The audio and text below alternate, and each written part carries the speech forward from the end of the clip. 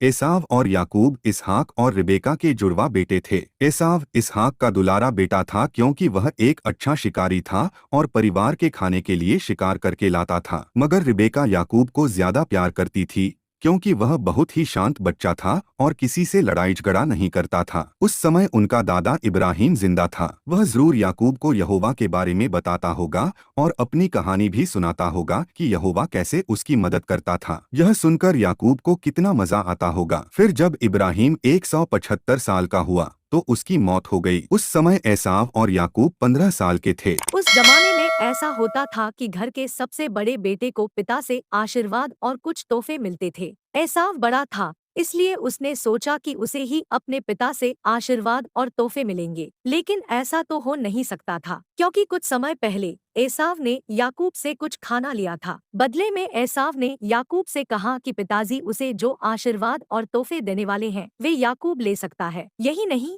यहोवा ने भी एसाव और याकूब के पैदा होने के समय कहा था कि पिता का आशीर्वाद याकूब को मिलेगा, और यही हुआ भी। जब आशीर्वाद देने का समय आया तो इसहाक ने याकूब को आशीर्वाद दिया। यह जानकर एसाव को याकूब पर बहुत गुस्सा आया। उसने कहा, मैं याकूब को जिंदा नहीं छोड़ूंगा। जब रिबेका ने यह सुना तो वह डर गई। उसने सोचा कि अगर याकूब यहाँ से चला जाए तो उसकी जान बच सकती है। इसलिए उसने अपने पति इसहाक से कहा, अगर याकूब ने भी कनान देश की किसी लड़की से शादी कर ली तो मैं जीते जी मर जाऊंगी। इस पर इसहाक ने अपने बेटे याकूब को बुलाया और उससे कहा, कनान देश की किसी लड़की से शादी मत करना। इसके बजाय तुम हारान में अपने नाना बतूएल के पास जाओ और अपने मामा लाबान की किसी बेटी से शादी कर लो। याकूब हारान पहुंचा तो एक कुएं के पास रुक गया। याकूब ने राहेल को देखा तो उसने कुएं पर से पत्थर हटा दिया ताकि राहेल की भेड़ें पानी पी सकें। फिर याकूब ने राहेल को सलाम किया और बताया कि वह उसकी बुआ का बेटा है। यह सुनकर राहेल बहुत खुश हुई। वह फौरन घर गई और अपने पिता लाबान को इसकी खबर दी। इससे लाबान भी बहुत खुश हुआ। फिर उसने याकूब से अपने घर में ठहरने के लिए कहा। बाद में जब याकूब ने लाबान से कहा कि वह राहेल से शादी करना चाहता है